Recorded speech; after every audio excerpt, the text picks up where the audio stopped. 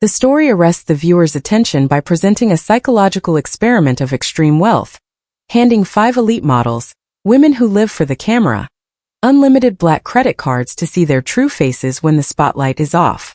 It immediately establishes a gap theory curiosity spike by revealing that while the models sought to own the world, a humble cleaner in a stained jumpsuit did something so profound it shattered the cold heart of a man who thought he was untouchable. The hook raises the stakes to a breaking point, suggesting that this cleaner's simple purchase didn't just shock him, it made him willing to burn his multi-billion-dollar empire to the ground to protect her.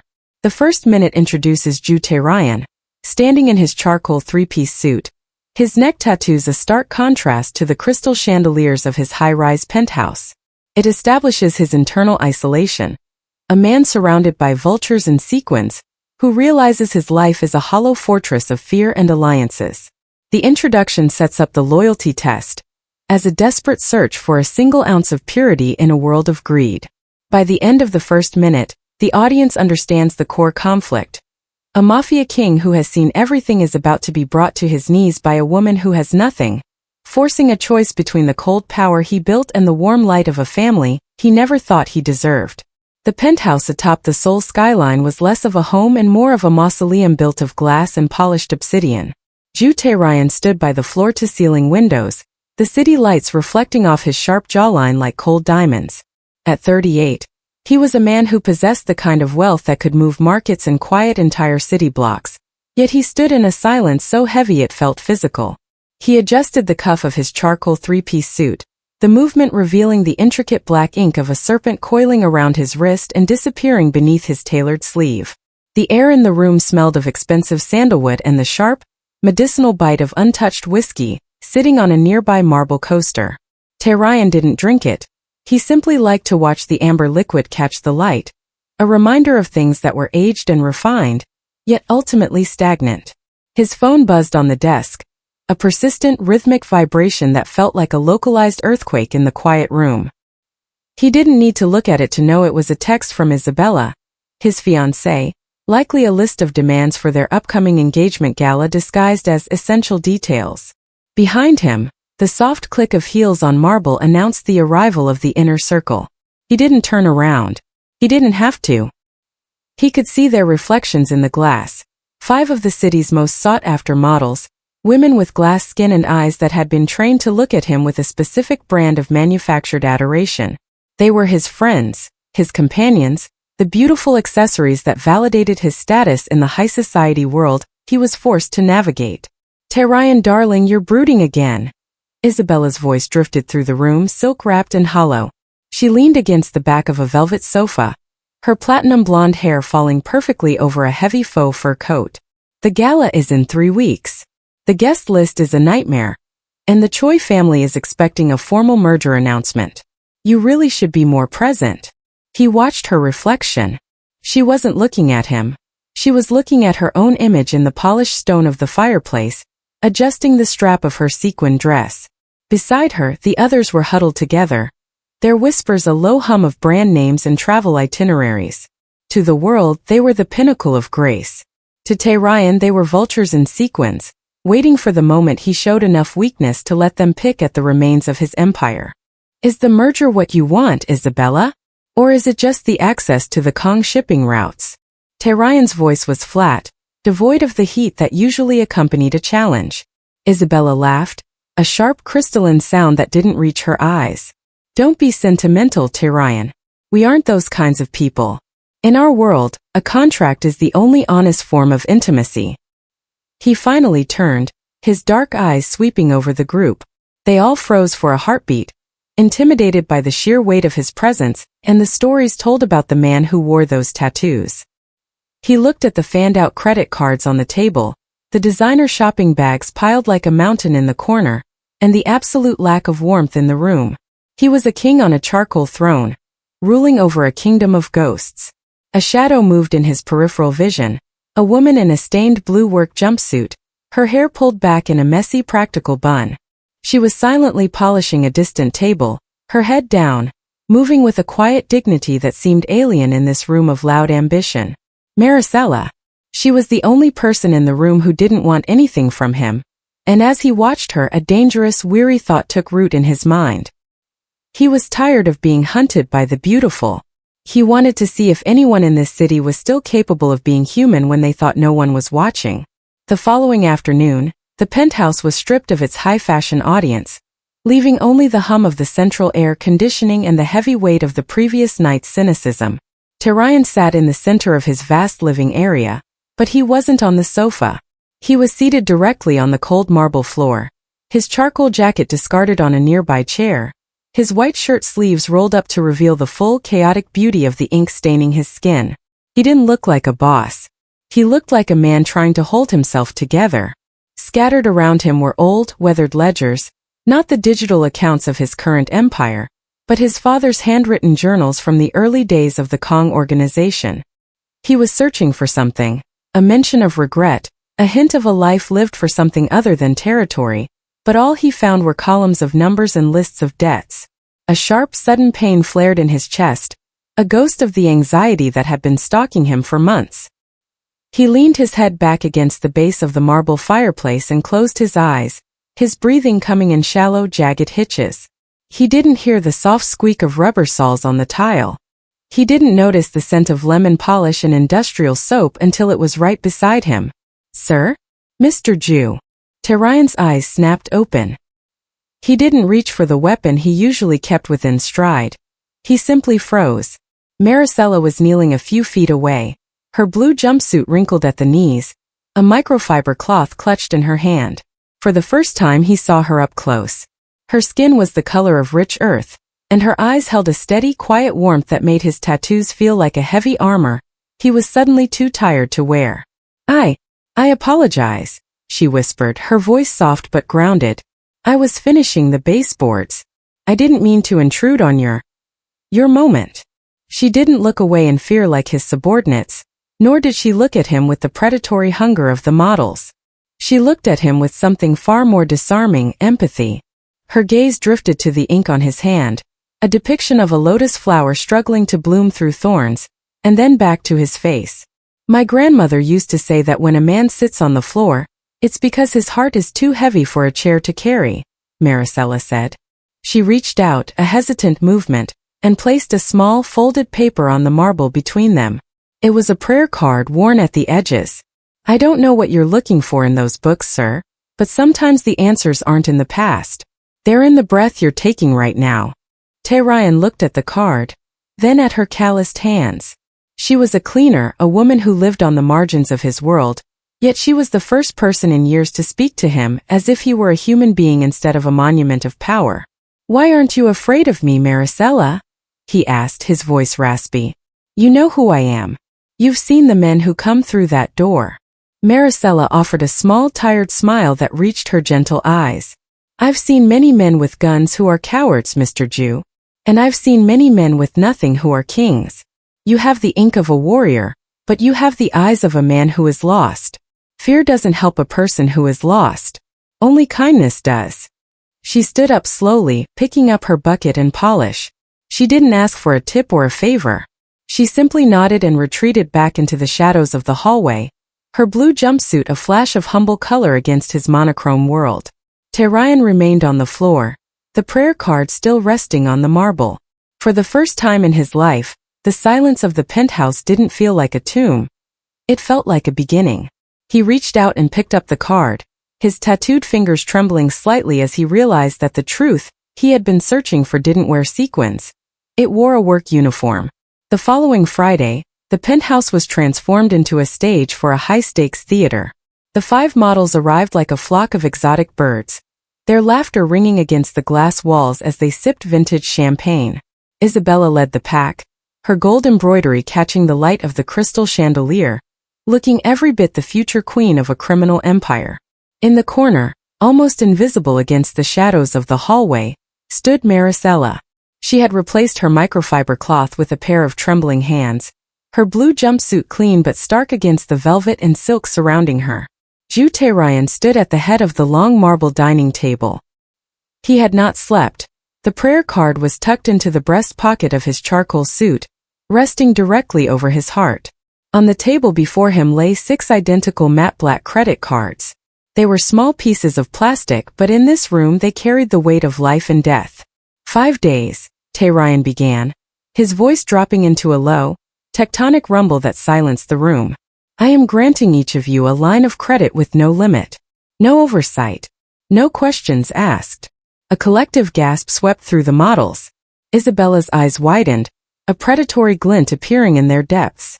Tae-Ryun, darling, is this for the gala? A pre-engagement gift. It is a test of character, he replied, his gaze drifting past the sequins to the woman in the shadows. I want to see what the world looks like when you have the power to reshape it. Spend as you wish. By what you've always desired. In 5 days we will gather here again to see the results. With a flick of his tattooed fingers, he slid the cards across the marble. The models descended upon them like wolves. They cheered, holding the cards up to the light, already whispering about limited edition Birkin bags, private jets to Tokyo, and penthouse suites in Paris. Their excitement was a loud, jarring noise, a symphony of greed that made the air in the room feel thin. One card remained on the table. Tae-Ryun picked it up and walked toward the hallway. The models went silent, their smiles curdling into confusion as the boss stopped in front of the cleaner. Marisella looked up, her dark eyes wide with a mixture of confusion and genuine fear. This is yours, Marisella, he said softly, holding the card out to her. I can't, she stammered, her voice barely a thread. I am just the help. I have no business with such things. I don't even have a bank account. Take it, Tae-Ryun commanded, though there was a strange gentleness in his tone that made Isabella's jaw tighten. Use it for whatever your heart tells you is necessary. Consider it a bonus for your insight the other day. Maricella's fingers brushed against his as she took the card. She was trembling so violently that the plastic rattled against her palm. To the models, the card was a weapon for social climbing. To Marisella, it looked like a heavy, terrifying responsibility. Don't let them intimidate you, he whispered, so low only she could hear.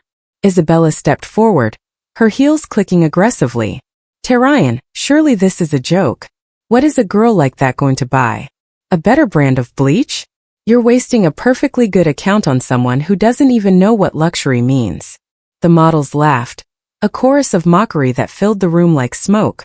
Marisella looked down at her work boots, her face burning, her hand clenching around the black card as if it were a lifeline or a curse. Tae-Ryun didn't join the laughter. He simply turned his back on the glamour, looking out at the city he ruled. The experiment has begun, he said to the glass. Go. Show me who you truly are. As the models rushed toward the elevator, already pulling out their phones to book appointments, Marisella remained behind for a moment. She looked at the card, then at the man in the charcoal suit, before disappearing into the service exit. Tae-Ryun watched her go, wondering if the light he had seen in the kitchen would survive the darkness of the power he had just placed in her hands. The 5 days that followed were a descent into a fever dream of luxury and excess. A high-stakes race where the finish line was paved in gold and vanity. From the high-tech surveillance hub in his study, Tae-Ryun watched the world burn through a series of glowing monitors. He sat in the darkness, the blue light of the screens illuminating the sharp angles of his face and the restless tattoos on his hands. The 5 models had transformed the city into their personal playground, treating the unlimited credit as a weapon to validate their existence. The footage was a relentless montage of indulgence. In a private boutique on Gangnam's most exclusive strip, Isabella stood amidst a sea of discarded silk and velvet. She didn't look at the clothes for their beauty. She looked at the price tags. I'll take the entire spring collection, she told the bowing manager, her voice dripping with a casual, terrifying arrogance. And burn the floor samples. I don't want to see a single one of these pieces on another woman in this city.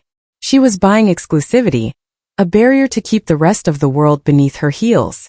On another screen, the other 4 models were engaged in a frantic game of one-upmanship. One had chartered a private helicopter just to have lunch in Tokyo, documenting every second for her millions of followers with a plastic, practiced smile. Another had closed down an entire jewelry store, draping herself in diamonds that looked like cold, hard tears against her skin. They were no longer friends. They were competitors in a hollow arena. They fought over the last limited edition handbag, their words turning into venomous barbs as the unlimited nature of the card stripped away the last of their social graces. Tae-Ryun watched as they treated the service staff like furniture, demanding, degrading, and utterly indifferent to the human beings behind the uniforms. It was a carnival of the ugly soul, hidden behind the most beautiful masks money could buy. Every swipe of the black card was an act of aggression, a statement that their worth was measured solely by their ability to consume. Yet, as the hours bled into days, Tae-Ryun's eyes kept drifting to the sixth monitor, the one that remained stubbornly dark. Marisella had disappeared. The GPS on her card showed she hadn't stepped foot in a single luxury district. There were no charges for five-star hotels, no invoices from haute couture houses, no frenzied social media posts.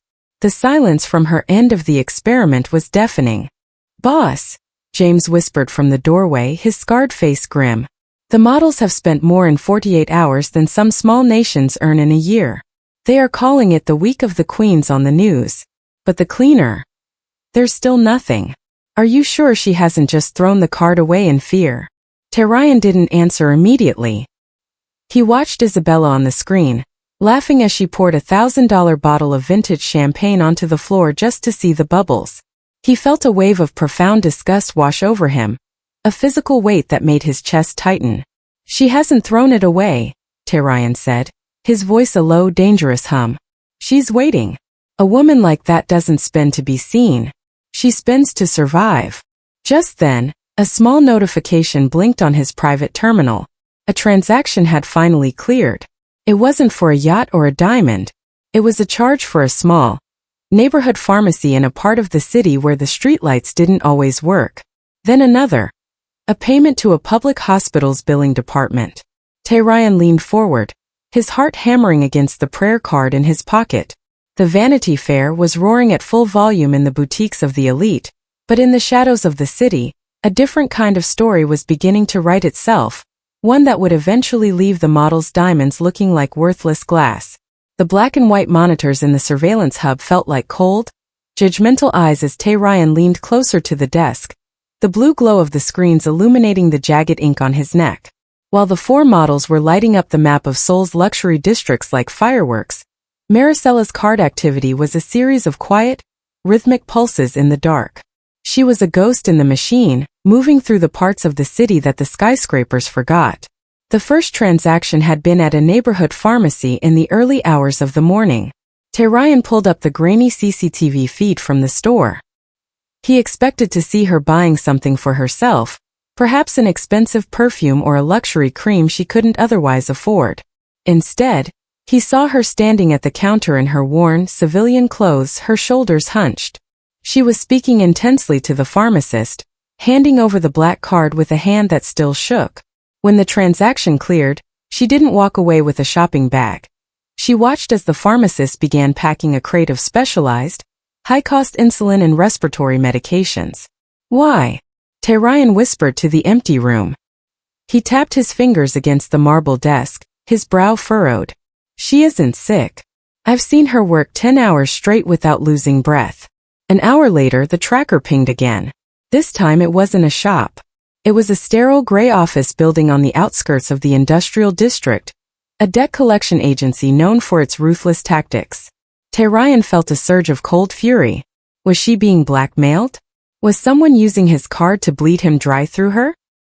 He signaled James to pull the audio from the building's exterior security mic. Through the static he heard her voice. Steady, humble, but infused with a steel he hadn't heard before. She wasn't paying off a shopping debt. She was negotiating the deed to a small, crumbling apartment complex. "This is the full amount for the Boone family and the 3 neighboring units," Marisella's voice crackled through the speakers. "The eviction notices. They stopped today. All of them. You're a cleaner," the agent's voice sneered. "Where did a girl like you get a card with no limit?" "The source doesn't matter," she replied, her voice dropping into a tone of quiet authority. "The payment is valid. Print the releases." Tae-Ryun sat back, his heart hammering against his ribs. He felt a strange, uncomfortable sensation in his chest, a cracking of the ice that had protected him for decades. She was moving through the city like a silent angel of mercy, using the unlimited power he had given her to sever the chains of people he didn't even know. While Isabella was buying leather to dress her body, Marisella was buying freedom for souls. He became obsessed. He ignored the alerts from the jewelry stores and the yacht clubs. He followed her digital trail to a public hospital, then to a small local grocery store where she purchased crates of fresh produce instead of aged wine. Every charge was a riddle, a piece of a puzzle that didn't fit the world of greed he understood. By the fourth day, the ghost had spent more than any of the models, but she had nothing to show for it. No bags, no jewelry, no new clothes. She returned to the penthouse that evening and walked past him in the hallway, her head down, her blue jumpsuit back on and smelling of lavender and floor wax.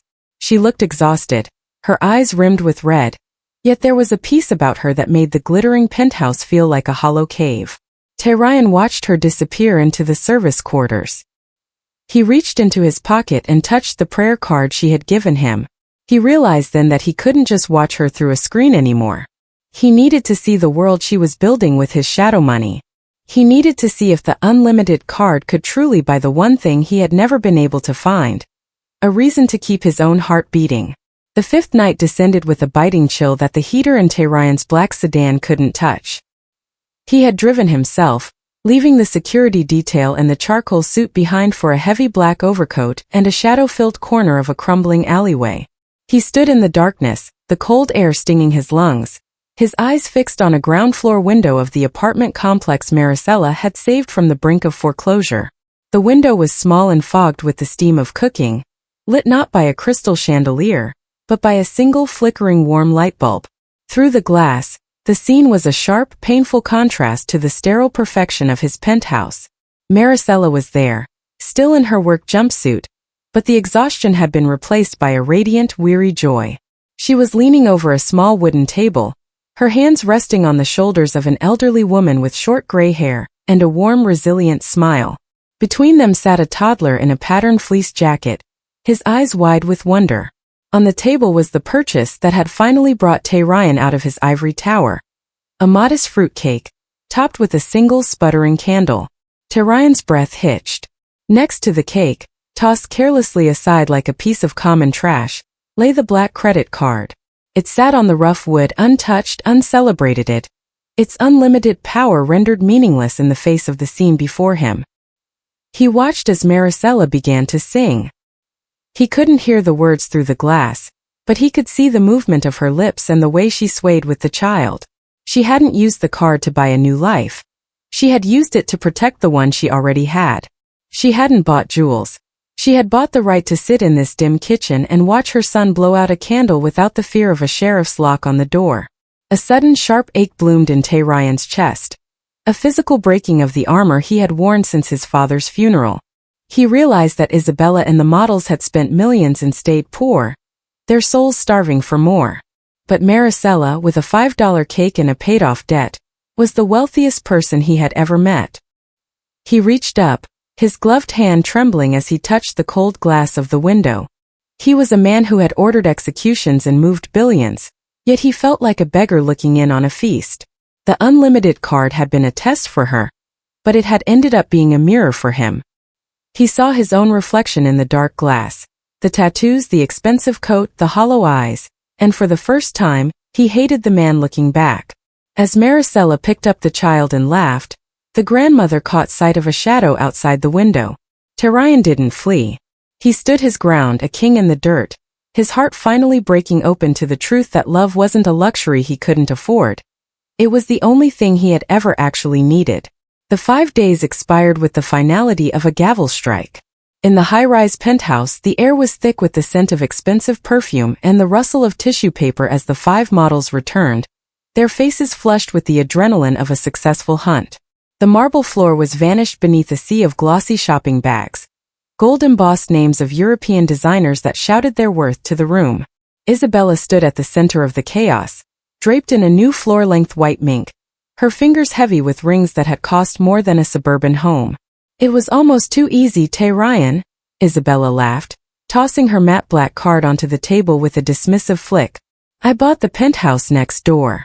It's small, but I needed the closet space for the summer collection." "You said unlimited, didn't you?"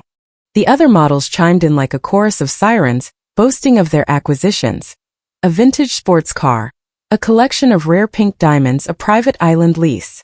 They preened before the floor-to-ceiling mirrors, checking their reflections, their eyes never once touching the man they were supposedly trying to impress. They were so blinded by the glow of their own greed that they didn't notice Tae-Ryun standing in the shadows, his face as still as a frozen lake, his hands shoved deep into his overcoat pockets. Then the service elevator chimed. Marisella stepped out, her blue jumpsuit stained at the knees from a morning spent scrubbing floors. She held nothing but her small battered canvas bag. Her hands were empty of jewelry, her neck bare of silk. The room went silent for a heartbeat before Isabella erupted in a sharp, mocking cackle. Look at her. The girl who had the keys to the kingdom and came back with. What? Did you at least buy some better soap, Marisella? Or did you lose the card in the subway? The models circled her, their high-fashion textures brushing against her rough cotton uniform. I checked the statement on the way up. One of the models sneered, looking at her phone. She spent nearly $2 million, and yet she's still wearing those hideous boots. Where is it, Marisella? Where are the bags? Where is the hidden stash? Marisella didn't shrink. She stood in the center of their golden circle, her eyes tired but clear. She looked at Isabella, not with envy, but with a profound, quiet pity. I didn't buy anything that fits in a bag, she said softly. Oh, please. Isabella stepped forward, her mink coat swaying. She probably gave it to some boyfriend or spent it on a house she'll never be invited to. Tae-Ryun, look at her. She wasted your money on nothing. She had the chance to be someone to look like us and she chose to stay a ghost. It's pathetic. Tae-Ryun finally moved. He stepped out of the shadows, the light catching the serpent tattoo on his neck. The models immediately straightened, expecting him to join in their ridicule, to cast the wasteful cleaner out of his sanctuary. Isabella reached for his arm, a triumphant smile on her lips. Tell her, darling. Tell her how much of a fool she is for missing her only shot at luxury. Tae-Ryun looked at Isabella's hand on his sleeve, then at the mountain of shopping bags, and finally at Marisella, who was still holding the prayer card he had seen her use days ago. The silence stretched until it was uncomfortable, the tension in the room vibrating like a plucked wire. You're right, Isabella, Tae-Ryun said, his voice a low, terrifying hum that made the champagne flutes on the table tremble. Someone in this room is a fool. Someone here saw a miracle and called it a waste. He looked directly into Isabella's cold, beautiful eyes. But it isn't her. Tae-Ryun stepped into the center of the room, his presence expanding until the laughter of the models withered into a strained, expectant silence. He didn't look at the bags, he didn't look at the white mink. He walked to the marble table and pulled a small silver remote from his pocket. With a single click, the wall of tinted glass frost shattered into a massive high-definition display, flickering to life with the cold blue tint of surveillance footage. You think this was about shopping, Tae-Ryun said, his voice a low, lethal vibration. You thought I gave you those cards because I cared about your closets. The screen split into 5 quadrants. In the first 4, the models saw themselves. The footage was raw and unedited. Isabella screaming at a terrified boutique assistant. Another model laughing as she used the black card to buy a gold collar for a dog she would likely abandon by next season. A third mocking a homeless man as she walked into a 5-star hotel. The Week of the Queens was revealed for what it truly was. A documentary of moral decay. The models shifted on their heels, their faces pale under their expensive makeup. You spent $4 million in 5 days, Tae-Ryun noted, his eyes fixed on the screen. And yet, not 1 cent went to anything that would outlast the season. You bought shadows. Then he swiped the remote. The 4 quadrants vanished, and a single grainy feed filled the entire wall. It was the debt collection agency. The room went deathly quiet as they watched Marisella stand before a sneering clerk. They heard her voice, steady and resolute, as she paid off the hospital bills of a neighbor she barely knew. They saw her in the pharmacy, buying life-saving medicine for an entire community clinic. And finally, they saw the scene Tae-Ryun had witnessed through the window. The fruit cake, the single candle, and the unlimited card tossed onto a scarred wooden table like a piece of useless plastic. While you were buying islands you'll never visit, Marisella was buying lives, Tae-Ryun said, turning to face the group. He walked toward Marisella, stopping only when he was close enough to see the exhaustion in her eyes. She didn't buy a single thing for herself. Every charge on this statement is a miracle for someone else. Isabella's face contorted, her white mink suddenly looking like a shroud. So what? She spent your money on strangers. That's not loyalty, Tae-Ryun, that's theft. She used your resources to play hero. Tae-Ryun reached into his pocket and pulled out the fanned-out receipts from the debt agency. He didn't throw them. He let them flutter to the floor at Isabella's feet. She used my resources to do the only thing I've never been able to do with all my power. She used them to do good. She didn't buy my favor. She bought my respect. He turned back to Marisella, his tattooed hand reaching out. He didn't take her hand. He simply gestured for James to bring forward a final heavy velvet box. The test is over, he announced, his gaze sweeping the room with a final chilling dismissal. The cards are cancelled. The bags stay. The clothes stay. But you? You leave. Now. The models began to protest, their voices rising in a frantic, shrill wave of indignation, but one look at Tae-Ryun's face, the raw, unfiltered intensity of a man who had finally found his truth, stilled their tongues. They realized far too late that the cleaner hadn't been the one being tested. They had. As the security detail moved in to escort the glittering group toward the elevator, Tae-Ryun stayed by Marisella's side. The great reveal hadn't just exposed the greed of the elite, it had exposed the heart of the boss. He looked at the woman in the blue jumpsuit, the silence between them no longer a void, but a bridge. I saw the cake, Marisella, he whispered, his voice breaking for the first time. I saw the light. The aftermath of the model's dismissal left the penthouse in a state of vibrating tension, but the true storm arrived an hour later in the form of the Kong clan elders. The elevator doors opened to reveal three men in traditional dark hanboks, their faces etched with the severity of a century of tradition. Leading them was Elder Park, a man whose influence over the Mafia's legitimate business arm was absolute. He didn't look at the piles of abandoned designer bags. He looked at Tae-Ryun, who was standing beside a woman in a stained blue jumpsuit.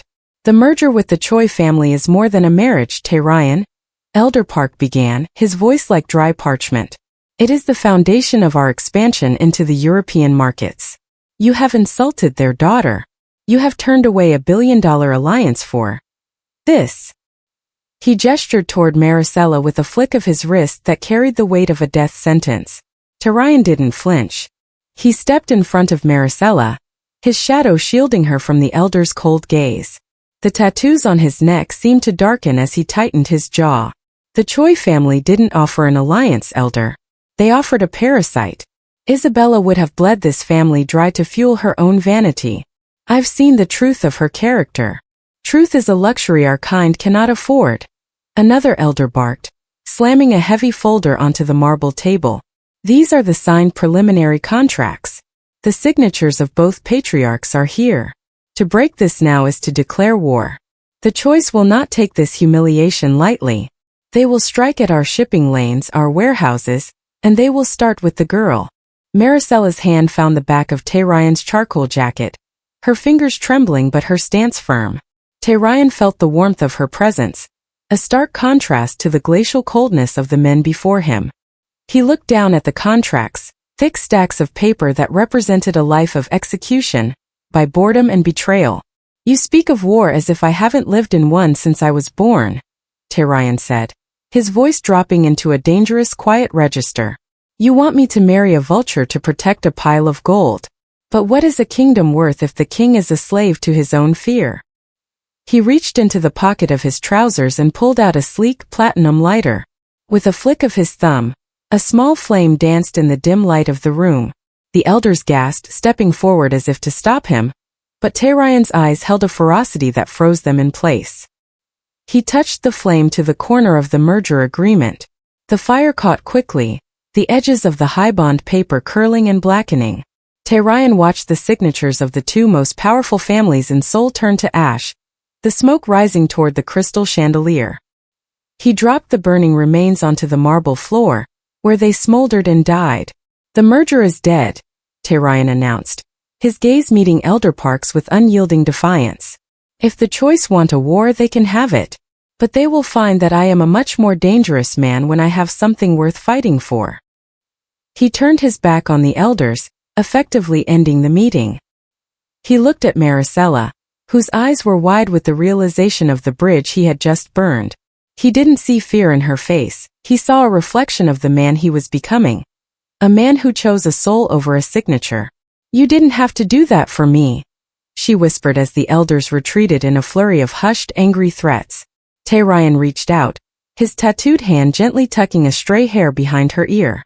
"I didn't do it for you, Marisella. I did it for us. I'm tired of ruling a kingdom of ghosts. I want to live in the light you showed me." 6 months after the smoke of the burning contracts had cleared, the penthouse was unrecognizable. The obsidian floors were no longer polished to a mirrored chill, but were covered with thick, hand-woven rugs that bore the vibrant patterns of Marisella's heritage.